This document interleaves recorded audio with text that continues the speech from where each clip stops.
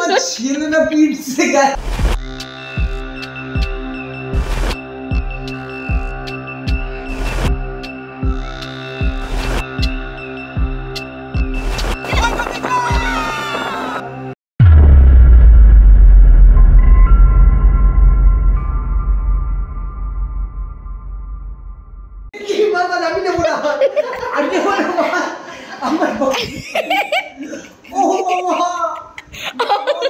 ছেলেটা পিটছে গায়ে।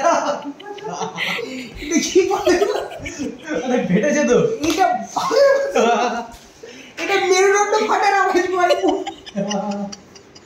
আরে পুরোটা ফাটিয়ে দাম কর করে, ওর ফাটিয়ে দেবো, সারাদিন বসে থাকি।